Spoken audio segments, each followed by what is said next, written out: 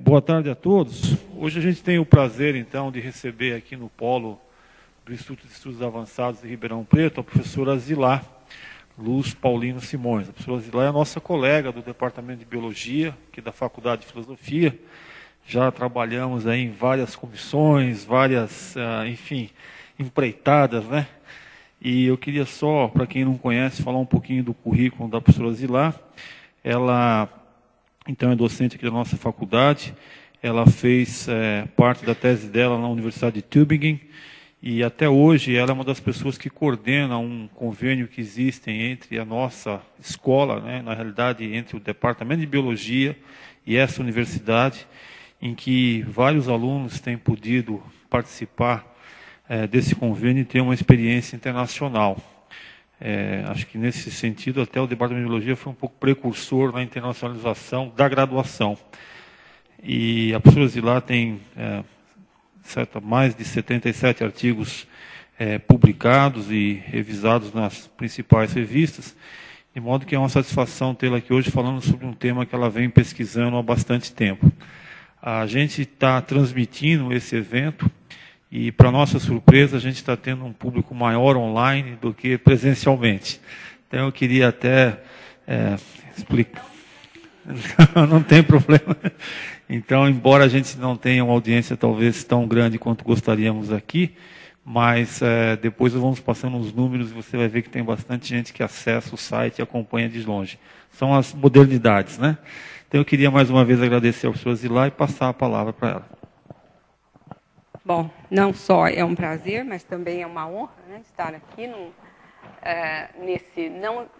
por exemplo, não é mais honra ainda, porque é por causa do próprio público, né? Porque são pessoas que eu prezo muito e tenho a maior alegria de vê-las aqui num momento tão importante, onde eu posso divulgar o meu trabalho, um trabalho, como disse o professor Bafa, de alguns anos, né? Não vou falar quantos, mas nós temos perseguido esse modelo já há algum tempo. E eu acho que eu sou encantada com ele, sou apaixonada por esse modelo e eu gostaria de conquistar vocês também, aqueles que não estão tão habituados a ouvir falar das abelhas sociais. Então, dieta e castas, não é por si só, é um tema bastante instigante. E o exemplo das abelhas sociais, aí nós vamos entrar com um modelo. Ah, tá lá, não tinha visto, eu tinha visto só de cá. Tá ótimo. Então, é um modelo que foi por muito tempo, pela própria natureza dele, a abelha, por muitos séculos, ela chama atenção por si só. Ela sempre foi considerada um excelente polinizador, ela sempre foi considerada um inseto útil. Então, não houve necessidade de dar grandes voos em relação às pesquisas com abelhas. E as pesquisas caminharam maravilhosamente dentro daquele ambiente, mas há 20 anos atrás, mais ou menos, os pesquisadores começaram a acordar para a riqueza daquele modelo que estava nas próprias mãos e que não havia sido ainda totalmente explorado. O grande modelo explorado em insetos, Drosophila melanogaster, não preciso falar para ninguém, não é? Que é um modelo preferencial para o desenvolvimento de alguns protocolos. Então, mas a abelha, né, na minha opinião, eu acho que na opinião da maioria que está aqui, né, presente, não online, mas presente, eu acredito que saiba mesmo que é um modelo muito rico, muito mais rico do que a Drosophila, do que a própria Drosophila. Embora a manipulação desse modelo seja um pouco mais difícil, um pouco mais sacrificada. Então, para as pessoas que não conhecem esse modelo, eu vou apresentar, não é, o exemplo das abelhas sociais, mas antes de apresentar as abelhas sociais, eu vou apresentar a nossa própria sociedade, né? Então, tal como as abelhas sociais, nós trabalhamos numa sociedade, né? Nós tivemos uma troca dessa população, né, de estudiosos de abelha ao longo desses 40 anos. Estão aqui presentes, eu acho, a maioria daqueles que colaboraram, está muito perto, que colaboraram com os dados que eu vou apresentar aqui hoje, e cada vez que eu passar por um tipo de dado, eu gostaria de destacar as pessoas. É claro que eu não tenho condições de colocar todo mundo, mas garanto para vocês que a nossa sociedade é quase perfeita. Agradeço, então, a todos esses que estão presentes aqui, aqueles que estão ausentes também. E eu, muito, selfish, coloquei também a minha própria foto, porque eu gosto muito de participar desse grupo. Bom, a abelha Apis mellifera, o nosso modelo. Só de olhar esse modelo, ele já é encantador, nós temos um ovo, e este ovo, ao originar uma larva, pode seguir caminhos diferentes do desenvolvimento. Ou seja, dependendo da dieta que a larva originada desse ovo recebe, se for uma larva fêmea, ela pode dar origem a uma operária ou a uma rainha. Isso aí é muito conhecido, é um velho conhecido, é uma verdade que já habita os livros há mais de 200 anos. Mas, para as pessoas que não estão habituadas, não precisa ser um especialista para perceber que esses organismos são completamente diferentes. Mais inocentemente, poderemos começar com a cor, com o aspecto dessa abelha. Depois, poderemos até fixar nesses pequenos detalhes, podemos também nos fixar no tamanho e saber que esta daqui, eu posso dizer para vocês, essa aqui é uma operária, esta é uma rainha. 2 organismos completamente diferentes, originados de uma mesma larva, a partir de uma dieta diferencial na fase muito prematura da vida larval. Então, eu vou mostrar para vocês também diferenças um pouco mais profundas ou detalhes dessas diferenças que identificam uma operária ou uma rainha. Então, uma larva com diferentes dietas pode originar 2 organismos totalmente diferentes, com comportamentos diferentes, morfologias diferentes e fisiologia diferente. Ou seja, já não é tão nova essa abordagem aqui, é de 2003. Vários autores já chamaram atenção sobre o efeito dos nutrientes, dos aminoácidos e carboidratos sobre a via de insulina, seja nos vertebrados, através do insulin growth factor, dos insulin-like peptides de drosófila ou dos receptores de bombixina, ativados por diferentes circunstâncias aqui. Essas vias são ativadas e podemos ter, então, a ativação desse gene aqui, que é responsável por divisão celular e crescimento. Ou seja, dependendo da dieta que o nosso animal receber, ele pode ter um crescimento diferencial ou não, ativando essa via aqui, que é uma via especializada em tradução de proteínas, ou seja, o aumento de síntese de proteína, ou então, ativada essa via aqui, através de SK, nós temos a síntese de proteína e crescimento. Isso independente, quase independente do organismo que nós estivermos vendo. E, então, ativado pela alimentação diferencial, nós vamos ter também um desenvolvimento diferencial. O primeiro dele, que salta aos olhos de qualquer estudante, de qualquer pesquisador, é o desenvolvimento do aparelho reprodutor de operária e de rainha. A rainha, durante o desenvolvimento, mantém em seu organismo 2 ovários magníficos, com até 200 ovaríolos, que são essas unidades produtoras de ovos aqui. E a operária, por outro lado, recebendo uma dieta pobre em proteína, perde a maioria dos seus ovaríolos e mantém de 2 a 12, 20 ovaríolos durante o desenvolvimento. E, embora muito pequenos, muito tímidos, esses ovaríolos são completos e podem ser ativados.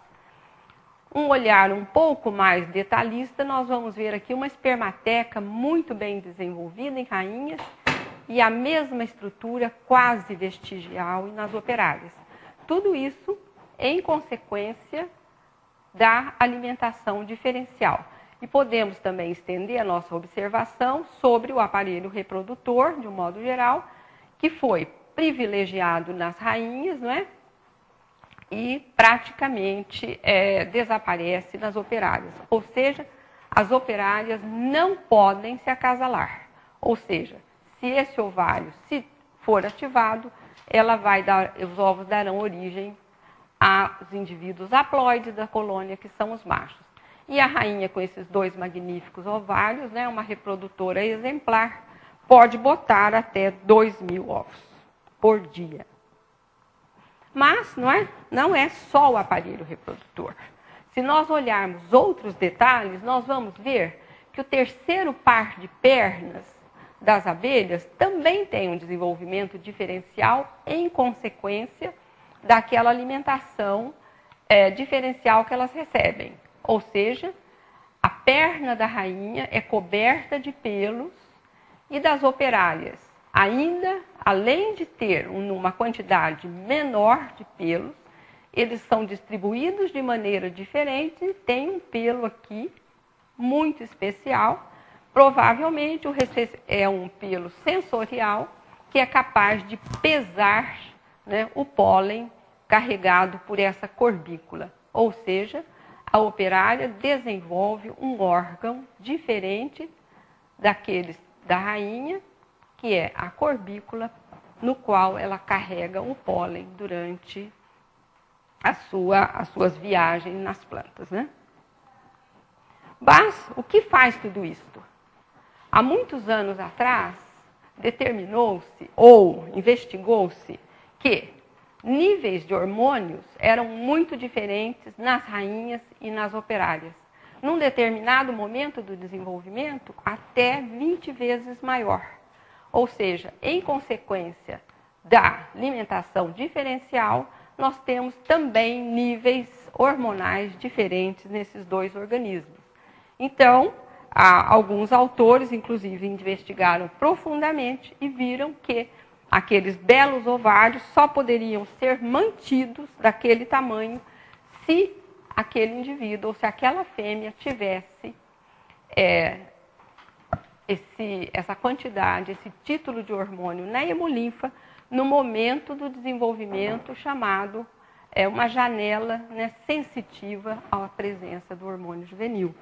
Então, né, Hartfelder e colaboradores, né, determinaram que, durante a vida larval, esses níveis de hormônio juvenil são capazes de manter os ovaríolos da rainha, e a ausência do hormônio juvenil ou baixos níveis de hormônio juvenil destroem ou permitem a apoptose desses ovários. Então, eu gostaria de deixar aqui, esta é uma mensagem importante que nós vamos ter que usar depois.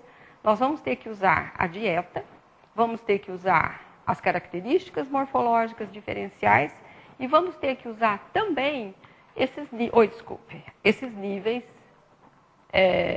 diferenciais de hormônio para nós prosseguirmos o nosso pensamento. Bom, estimulado por esses hormônios, foi visto também pelo um ex-aluno nosso, o Roberto Bartschuk, foi visto que a expressão gênica entre uma rainha e uma operária também é muito diferente. Então, nós temos a diferença morfológica, claro, em decorrência de uma expressão gênica diferencial durante o desenvolvimento. Ou seja, nós temos algumas informações aqui muito importantes. Nós alimentamos diferencialmente uma larva, ela tem níveis de hormônios diferentes, ela ativa cascatas gênicas diferentes e tem também morfologia e fisiologia diferentes, não é? E se nós compararmos, né, esses genes aqui, fizermos uma seleção dos genes diferencialmente expressos em rainhas e operárias, nós podemos ver, não é? Nós podemos voltar a uma informação um pouquinho anterior, não é? Que foi feita pelo Alexandre Cristino, que é os genes preferencialmente expressos ou genes superexpressos em rainhas, não é? tem na sua região promotora algumas sequências, né, que nós poderíamos chamar de motivos. Então, são motivos que identificam esses genes ou motivos, né, que nós poderíamos até aventar a hipótese que eles estariam nessa posição porque eles são genes que são acionados, por que não, pelo próprio hormônio juvenil, que está em grande quantidade na rainha. E ele viu também que um número muito maior de genes tem motivos, né, repetitivos, ou seja, na sua região promotora, que identifica a superexpressão gênica em operárias. Aqui nós temos mais uma informação. A larva bem alimentada, ela superexpressa um conjunto de genes, daqui nós destacamos esses dois, mas também a ausência de alimento ou a diminuição de alimento é capaz de ativar cascatas gênicas muito diferentes daquelas presentes em rainha. Talvez aqui a gente pudesse até começar a ter a tentação de explicar, né, tantas diferenças morfológicas, tantas especializações que a operária tem durante o desenvolvimento, talvez seja decorrente da superexpressão desses genes aqui. Então, num passo seguinte, o que foi feito? Nós usamos esta informação, níveis de hormônios, não é? Diferentes em rainhas e operárias, né? Em grande parte desses dados foram desenvolvidos pelo professor Klaus Hartfelder. E o que o Roberto Bartschuk fez? Ele usou essa janela sensorial e acrescentou hormônio a essas operárias. Ou seja, de uma certa maneira, ele mimetiza essa situação aqui. E o que aconteceu? O que aconteceu foi que nós temos dois grupos de experimentais, onde um grupo recebe uma dose, desculpe, aqui está com 2 mais, é menos. Um grupo recebe uma dose extra de hormônio juvenil e outro grupo fica na ausência ou na condição natural, ou seja, com baixos níveis de hormônio juvenil. E fazendo uma análise também da região upstream dos genes preferencialmente expressos em decorrência desse tratamento hormonal, eles viram que 13 motivos se repetiam de uma maneira mais ou menos consistente nestes genes aqui. Em outros também, mas esses aqui foram destacados porque esses motivos que estão na região upstream dos genes respondem à presença de uma grande quantidade de hormônio juvenil, claro, mas também nós já vimos que respondem também a níveis baixos de hormônio juvenil. E entre esses genes, né, superexpressos ou preferencialmente expressos em decorrência da aplicação ou não de hormônio juvenil, nós temos sítios de ligação a esse gene aqui, denominado ultra-spiracle.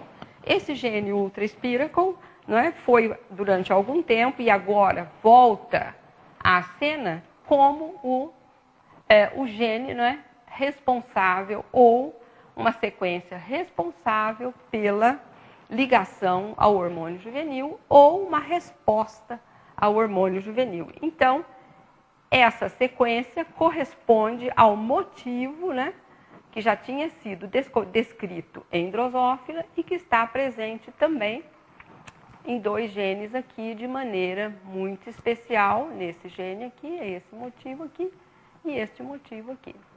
Então, ao tratar aquelas abelhas ou deixar aquelas abelhas na ausência do hormônio juvenil, nós temos genes que são superexpressos e que têm que em sua região, né, na região upstream, tem alguns motivos capazes de identificar com a ação do hormônio juvenil. Então, nós ficamos muito felizes, né, com esses resultados. O Roberto é feliz até hoje, desde 2007. Por quê? Porque quando nós temos altos títulos de hormônio juvenil, nós temos alguns genes muito importantes que se expressam preferencialmente. E estes genes, eu chamei a atenção desse daqui para vocês, né? TOR, que é o receptor, né? É um receptor que é responsável pelo aumento de divisão celular e crescimento. E nós temos aqui aquele indivíduo que cresce muito, não é? Então, nós temos genes que são chamados genes do fisiometabolismo, responsáveis pelo aumento de tamanho. E ele viu também que aqueles indivíduos que não receberam uma dose extra de hormônio juvenil expressavam preferencialmente ou superexpressavam esses genes aqui, já descritos na literatura como genes de desenvolvimento, responsáveis pela alteração de caracteres morfológicos. Nós poderíamos pensar já imediatamente, né, nos ovários, nós poderíamos pensar na corbícula, nós poderíamos pensar no comportamento, na capacidade que as operárias têm de aprender e de transmitir o conhecimento, que elas têm uma capacidade cognitiva muito alta. Então, esses genes do desenvolvimento também chamaram bastante atenção. E, olhando esses genes mais de perto, não é? Coincidindo quase com a divulgação do genoma de Apis mellifera, que foi em 2006 e que nós participamos também ativamente, né? Foi possível, né, ver que esses genes preferencialmente expressos têm verdadeiramente uma estrutura especial, em consequência dos altos títulos de hormônio juvenil. Ou seja, esses títulos altos de hormônio juvenil fazem uma diferença muito grande e cria nesta perna das operárias, na perna posterior dessas operárias, uma corbícula que está ausente na rainha. Então, nós não temos um órgão maior ou um órgão menor em relação à presença desse hormônio, mas nós temos uma presença e uma ausência, né, de uma estrutura na rainha, né? Então, repito para vocês aquele slide, a perna da rainha, a perna da operária com a corbícula, a perna da rainha sem a corbícula, e chama a atenção, né, que deixou também a Ana Durvalina também muito feliz, que além do número de pelos aqui na perna da rainha, a inserção, né, desse pelo é diferente da inserção observada nas operárias. Essa inserção aqui quase nos garante que ele é um pelo sensorial e que ligado a ele nós vamos ter um neurônio. Ainda não conseguimos enxergar esse prolongamento, esse neurônio, mas nós acreditamos firmemente que esse aqui é um pelo sensorial. Ou seja, quando a operária carrega essa bolota de pólen, ela avalia o peso dessa bolota de pólen com esse pelo sensorial aqui. Mas, além da presença desses pelos, nós temos que a cutícula da operária é diferente da cutícula da rainha. Então, isso aqui também gerou uma pergunta, não é? Então, é a presença e ausência de uma estrutura e também o desenvolvimento da própria estrutura, né, tem caminhos diferentes nas operárias e nas rainhas. E, por felicidade, na Drosófila, o desenvolvimento das pernas está muito bem estudado e tem, inclusive, já, não é, um gene, UBX, né, que ultrabitórax, um gene muito importante na diferenciação dos segmentos e que se expressa diferencialmente nas pernas das operárias e nas pernas da rainha. Ou seja, nós estamos enxergando agora mais de perto, não só a presença ou ausência de uma estrutura nas pernas das operárias e a ausência dela nas rainhas, mas temos também a expressão diferencial, né, desses genes nessas estruturas aqui. o que nós detectamos aqui? Em azul, nós estamos detectando apenas os núcleos. Nesse rosa aqui, mais claro, é a proteína UBX. E em vermelho, que não está, acho que não sei se vocês podem ver aqui, em vermelho eu tenho uma concentração muito grande dessa proteína UBX. E se vocês repararem nessa região aqui, essa proteína UBX não se expressa. E essa região é a região onde vai se formar a corbícula. Ou seja, nós estamos vendo diretamente agora a ação desse gene sobre a expressão de uma característica morfológica. Então, nós estamos avançando, ainda que vagarosamente, na ação gênica sobre a diferenciação das castas de Apis mellifera, da operária e da rainha. Bom, juntando todas essas informações, um único genótipo, uma dieta diferencial, nós vimos que nós temos um conjunto de genes nas operárias que se expressam diferencialmente, que vai dar origem à operária, e um outro conjunto de genes, nós destacamos naquela figura apenas 2 genes, nós temos uma expressão gênica também diferente nas rainhas. Esse trabalho também é de 2007, onde o Bartschuk consegue fazer, hoje nós sabemos, uma nanorede, que, na verdade, é o retrato molecular, o retrato das interações gênicas que dão origem, ou que estão presentes na diferenciação das operárias e rainhas de Apis mellifera. Também foi um avanço muito grande a gente poder enxergar isso daí. E isso daqui fez nascer um modelo em 2007. Então, uma alimentação diferencial, que é a presença da geleia real, essa aqui é uma outra palavra que eu gostaria que vocês guardassem, a presença da geleia real, que é absorvida, claro, pelo epitélio do intestino, ativa o corpo gorduroso e provavelmente as vias, a via de insulina, TOR, atinge também os corpora lacta e faz com que os níveis de hormônio juvenil sejam muito altos. A presença de altos níveis de hormônio juvenil, nós vimos que ativa os genes fisiometabólicos responsáveis pelo crescimento. Então, crescimento corporal, diferenciação ou desenvolvimento dos ovários e inibição da apoptose, que dá origem àquele ovário enorme. Mas, por outro lado, altos níveis de hormônio juvenil bloqueiam a neurogênese e características morfológicas das pernas, como nós mostramos para vocês. E aqui da neurogênese eu posso adiantar que a rainha não é tão esperta quanto as operárias. Então, e as operárias também, a alimentação das operárias é denominada geleia de operária, um termo que eu não gosto, mas enfim.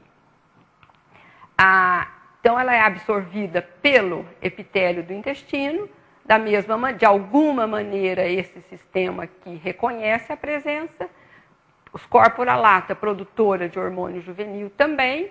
Então, baixos níveis de hormônio juvenil são capazes de ativar o desenvolvimento de algumas estruturas nas pernas e um desenvolvimento diferencial do sistema nervoso, que faz com que a operária tenha uma capacidade cognitiva altíssima e seja uma excelente navegadora. Ela sai, percorre distâncias enormes, volta para casa e ainda conta para as irmãs dela onde ela esteve, e as irmãs entendem e vão lá também. Então, a operária tem um desenvolvimento do sistema nervoso muito superior ao da rainha. Bom, nós estamos avançando mais um pouquinho. E não deu muito tempo, não é? Em 2008, o Richard Maleska, que também participou daquele nosso trabalho de 2007, ele era um dos coautores, o que ele vê?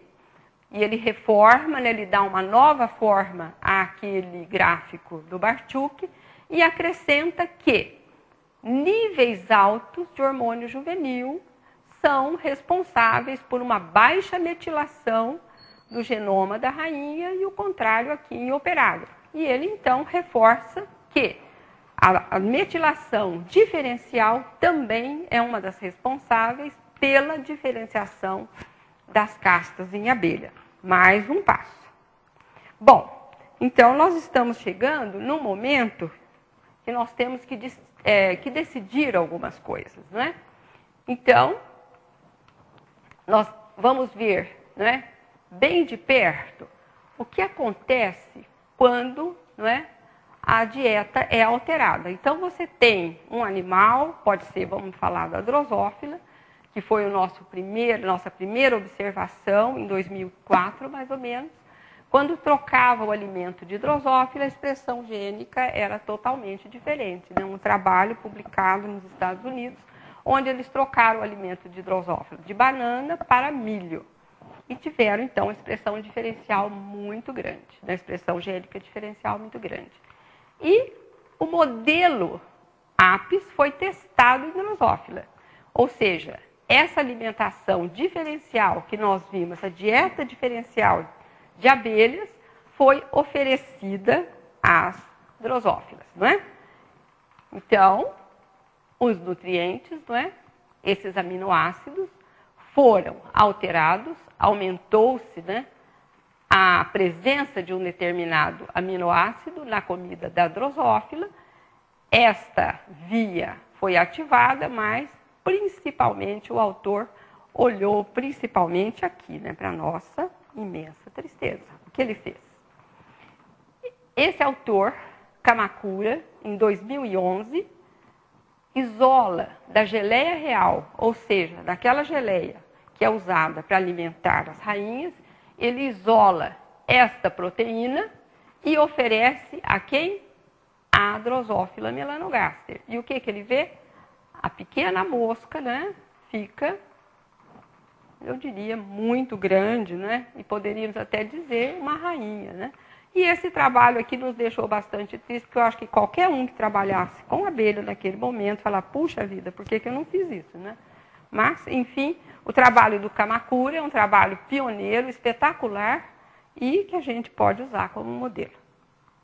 Bom, e o que fez esse autor, né, também bastante inspirador? Li et al., né? Li não é um nome muito fácil da gente identificar, né? Mas ele está acompanhado aqui por um papa da via de insulina, que é o Bruce Edgar. O que esses autores fizeram? Eles suprimiram as proteínas da dieta da Drosophila melanogaster. E o que eles viram? Que não só você tem a inibição de um número muito alto de genes, menor do que a ativação. Então, a gente pode pensar em operária, né, ela ativa uma quantidade enorme de genes quando ela tem uma dieta rica em carboidratos. E isso daqui se repete nessa situação. Então, a mesma via que ele pega como parâmetro para as análises dele, ele pega PI3K, que está logo abaixo do receptor de insulina, e verifica também uma expressão diferencial quando ele tira as proteínas, aumenta muito os genes inibidos pela ausência da proteína. Só que ele vê uma coisa interessante também, né, que a gente não vê em abelha, ou seja, ninguém nunca tentou, talvez seja até interessante. Ele consegue, depois de algumas horas, se ele retornar aquelas proteínas, a expressão gênica volta ao normal. Ou seja, não é uma coisa definitiva. Bom, mais aquela informação que eu falei que nós deveríamos guardar. Os níveis de hormônio juvenil, nós vimos que é muito importante. E eles são controlados por uma esterase. Né? Quem descreveu essa esterase também foi uma aluna nossa, Aline Maquert. E o que ela viu? Que nas operárias, os níveis da esterase do hormônio juvenil são mais altos do que nas rainhas. Lógico, porque as operárias não podem deixar os níveis de hormônio juvenil subir. tem que manter os níveis de hormônio juvenil baixos. E, ao contrário, a rainha tem níveis da esterase do hormônio juvenil baixos, não é? Para poder permitir que o hormônio suba e ela tenha aqueles magníficos ovários e seja uma excelente reprodutora. Então, o que é a outra Aline? Né? Precisa ser a Aline para trabalhar com esterase. Não é? Então, o que é a outra Aline, também uma aluna nossa, o que ela fez? Não é? Então, vamos usar. Não é? Hoje, a abelha entra num mundo, né, de protocolos muito mais avançados do que antigamente, e a gente tem a oportunidade agora de manipular os genes das abelhas, coisas que nós não tínhamos no passado. A drosófila você cria em cima de um balcão, nem precisa ter muita temperatura, umidade controladas, mas em abelhas você tem que ter um controle muito grande do desenvolvimento e ela tem que voar, porque senão ela fica numa condição que não é ideal. Então, não sei se ainda prevalece, o Klaus talvez possa me dizer, não é? Mas quem tentou acha que para manter uma colônia transformante ou um mutante, a gente precisaria do ambiente do tamanho de um campo de futebol. Então, ou seja, não é fácil para quem trabalha com abelha criar mutantes ou transformantes. Mas, não é? O silenciamento gênico veio, né, definitivamente nos ajudar e nós podemos trabalhar agora, nós podemos silenciar os genes e ver quais são as consequências desse silenciamento. Então, e também uma outra família, né, muito importante, que são os RNAs não codificadores, também entraram em cena como os grandes reguladores do desenvolvimento, da reprodução, da divisão celular e outros tantos, né? E da imunogênese e outros tantos. Então, o que nós fizemos? O que a Aline fez, né? Ela silenciou a esterase do hormônio juvenil em vários grupos, 10 grupos, e selecionou aqueles tratados, né, que tiveram o gene mais silenciado. E nós tínhamos também 10 grupos controles e ela selecionou 3 grupos que nós dispusemos a sequenciar os microRNAs, ou seja, aquelas moléculas reguladoras capazes de dirigir, capazes de regular aquele desenvolvimento que nos encantou tanto, que é a rainha operária. E nós selecionamos aqui para mostrar para vocês que, em consequência do silenciamento, nós selecionamos alguns microRNAs que nós consideramos muito importantes. 14, né, foi apenas por conforto, né, porque o número é muito alto. Então, nós selecionamos 14 microRNAs que foram sequenciados dessas amostras aqui.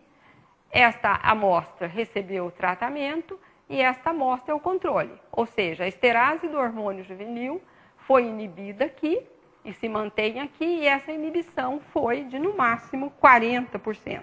Não é um silenciamento muito alto, mas é bastante significativo e produz, né, consequências também bastante significativas. Então, o que nós vimos?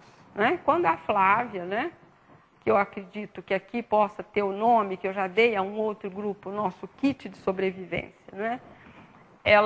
Quando a Flávia analisou as tréplicas, né, que foram sequenciadas, ou seja, ao redor de 60 milhões de sequências, né, brutas, cruas, né, do grupo controle, ou seja, do grupo que não teve a esterase silenciada, quando foi comparado com o grupo que teve o silenciamento da operária, da esterase, não precisaria, né, ser muito esperto, né, para ver que alguma coisa tinha acontecido.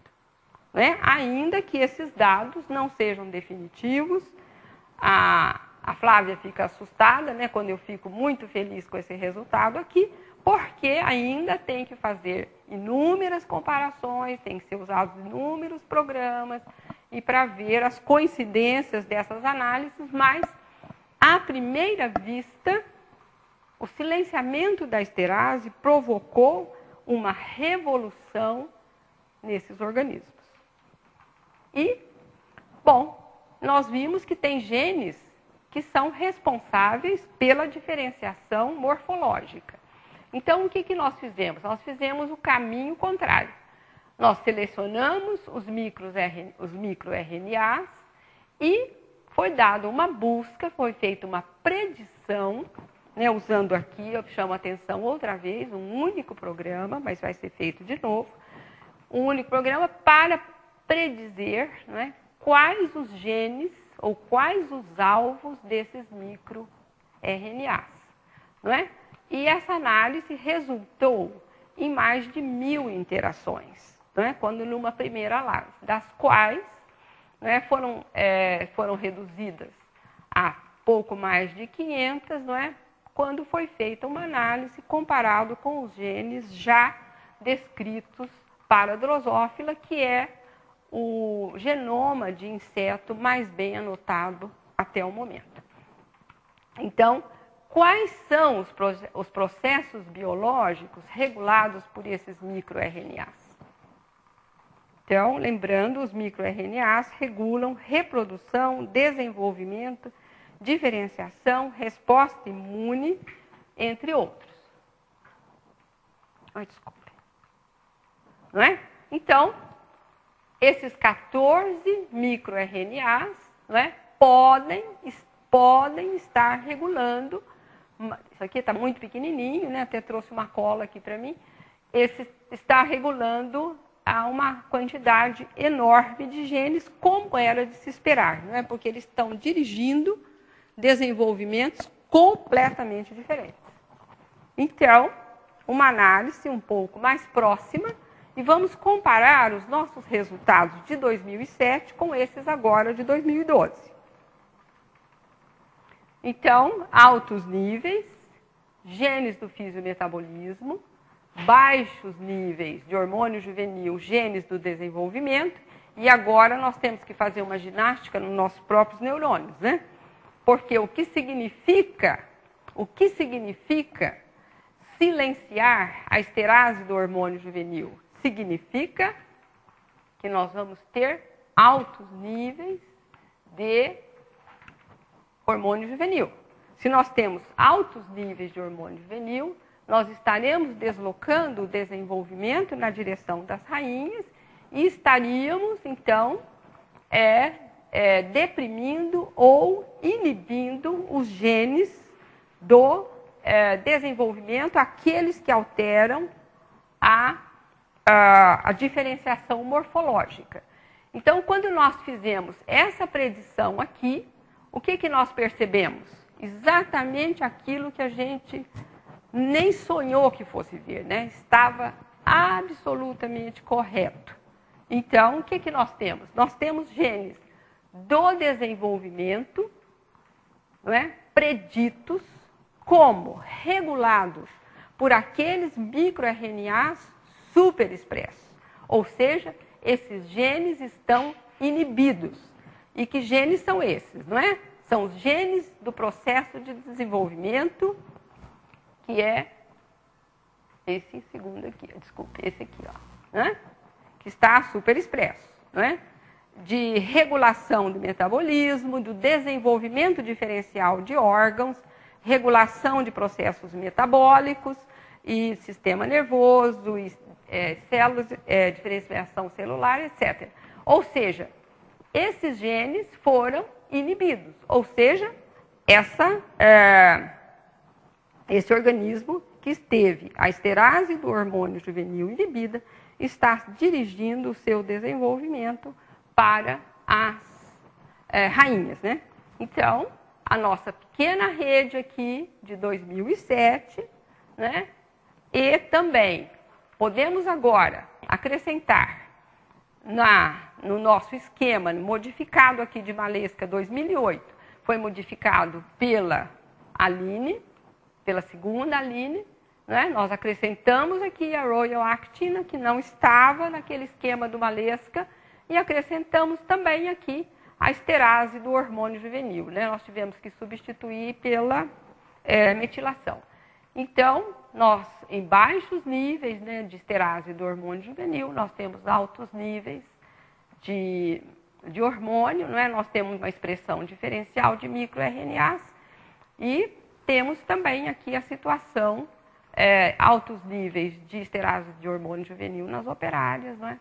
Aquela história que vocês já entenderam.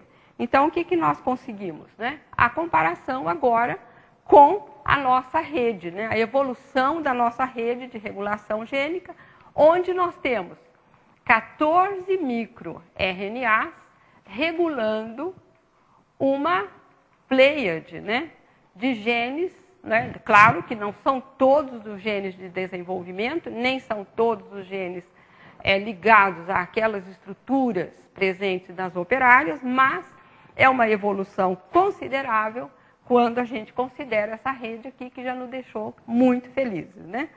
Vocês são os felizes, né, agora, porque esses dados aqui não têm mais que 48 horas, não é? 48 horas que nós nos sentamos na frente dele e falamos, puxa vida, né? Quase estamos chegando lá, né? E aí eu parabenizo e agradeço, não é?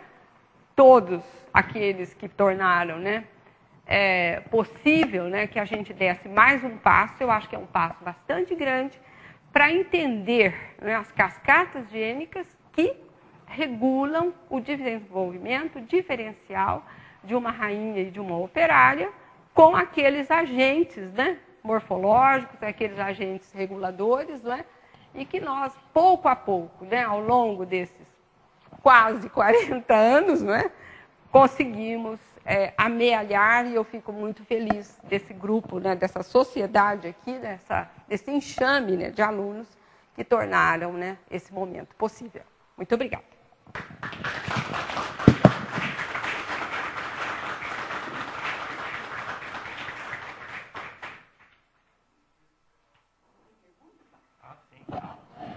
Bem, agradecer à professora Zilar e está aberto a perguntas. Bem, uma coisa que me ocorria ali é se a gente pode extrapolar esse modelo para outros seres, e em que medida isso seria válido ou não, porque, sem dúvida, é um resultado, né, que nos deixa pensar, né, quando a gente analisa situações de subnutrição na população, né, pensar na ânima nobile agora. O que você poderia dizer sobre isso? A gente não deixa de pensar isso, né, Bafa? Eu acho que é uma tentação, né?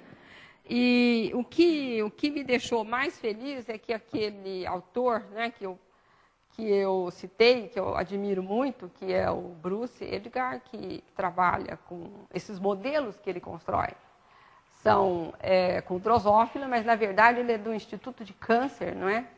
Então, ele trata, né, ele procura fazer exatamente isso. Desvendar esse modelo, né, de nutrição, de expressão gênica diferencial e transportar para os mamíferos, no caso que ele trabalha, né, que é com o homem, e ele trabalha muito com câncer também, o instituto dele bastante com câncer. Mas, e outra coisa que me deixou bastante animada com esse último trabalho dele, na verdade, aquela figura ele traz para um trabalho mais recente ainda, em 2012, aí fica a esperança, né? Se você retornar à nutrição, você é capaz de reverter aquele processo angustiante daquela ativação daqueles genes, né, que não deveriam ser ativados naquele momento. Então, é uma esperança. Não é? E, no caso de câncer, não é? Está mais do que claro que a expressão diferencial leva a tragédias incríveis, né? Nós temos na audiência algumas pessoas que fazem modelagem, matemática e computação. Então, a outra pergunta era, esse modelo que você coloca, né, no fundo é uma rede, e esse pessoal está acostumado a mexer com isso, né? Inclusive colocando ponderações nas interações, etc. Eu queria saber se se isso é plausível nesse caso, desejável, e aí talvez até fazer uma provocação para os especialistas que estão aqui na audiência. E o Evandro tem uma pergunta também. não fugindo do professor Baffa desse tema, mas eu queria saber, nesses casos específicos, até que ponto o senhor imagina que os processos externos do meio ambiente possam alterar os dados? Com certeza. Na verdade, nós temos alguns experimentos nessa direção. E esse daqui teve um tratamento especial. Por quê? Não é muito fácil você fazer esse experimento, porque você está manipulando mesmo, né? Tanto o controle como o experimental. Então, o que nós fizemos? Nós temos outros trabalhos que eu não trouxe aqui, porque era uma área um pouquinho diferente, e a gente valida esses genes na bancada. E é uma coisa que encarece bastante, tanto monetariamente como em termos de tempo. E esse daqui, então, qual foi a decisão? Fazer essas 6 réplicas, para ver quanto, né, que uma biblioteca é equivalente à outra. Então, são 10 grupos. Claro, nós não tínhamos fôlego, né, para sequenciar os 20 grupos, por exemplo. Talvez fosse até mesmo o ideal, alguns grupos fazem isso. Então, nós selecionamos 3 controles, 3 tratados, e nós vimos até onde nós analisamos que esses grupos são equivalentes. Essas réplicas são equivalentes. Então, nós não temos, não escapa, né, muito da análise um grupo, por exemplo. Temos um grupo que produziu um número maior de diferenças. Parece-me que veio, a Flávia que me esclareça agora, o número de sequências é maior, Flávia, daquele terceiro grupo.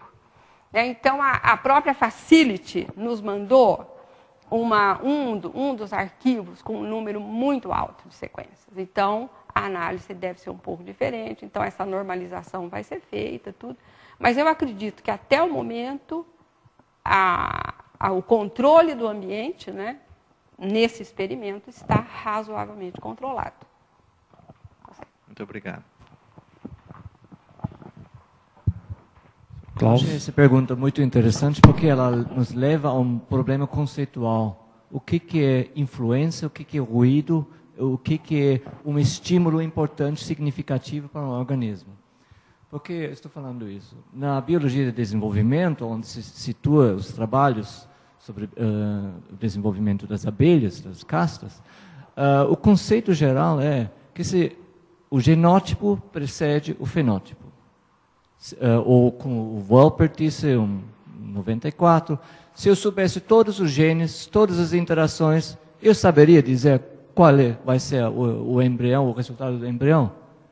Vendo a influência, a importância do meio ambiente nesses processos, nós podemos dizer não. Não é ruído.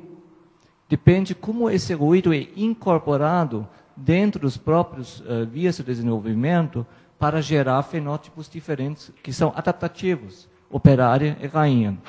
No caso das drosófilas, uma é gordinha, outra não. Provavelmente, essa não é uma questão necessariamente adaptativa, da mesma forma que nós temos esses dois fenótipos em abelhas, que são formas de efetividade da colônia, né? Porque eles têm que ser vistos dentro do contexto funcional da colônia. Então, todos esses aspectos, biologia de desenvolvimento, nutrição como elemento ambiental e toda a estrutura social tem que ser visto junto dentro de um processo evolutivo, desse processo de desenvolvimento. Correto.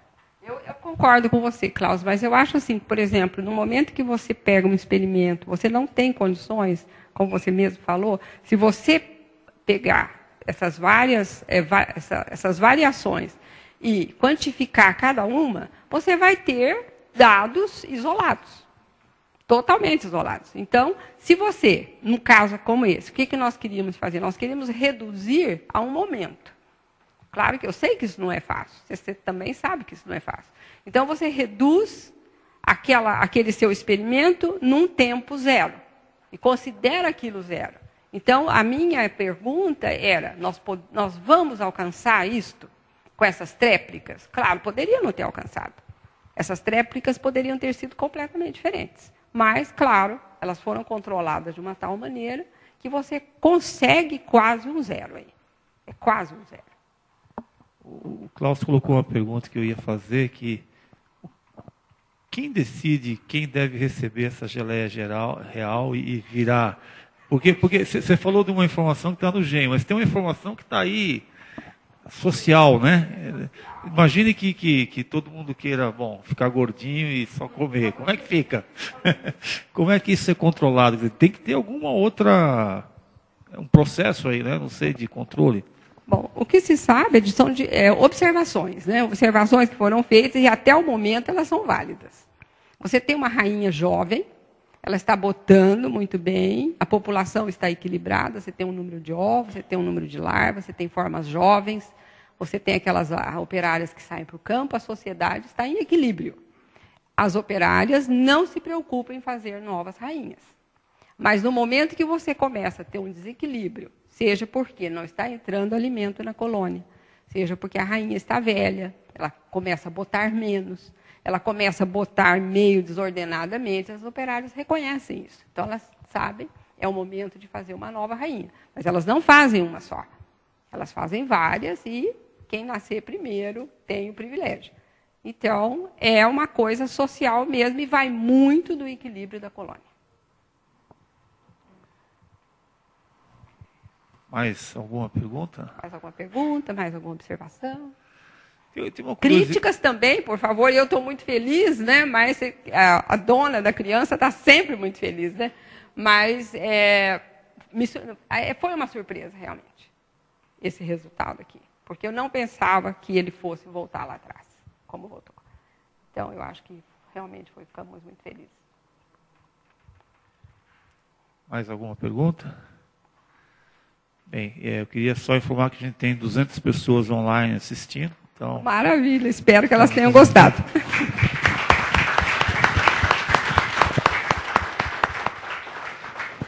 Então, eu queria agradecer à professora Zilá, a presença de vocês, e convidar para um coffee break aqui, para a gente possa continuar conversando sobre esse assunto, que sem dúvida é bastante estimulante. Muito obrigado.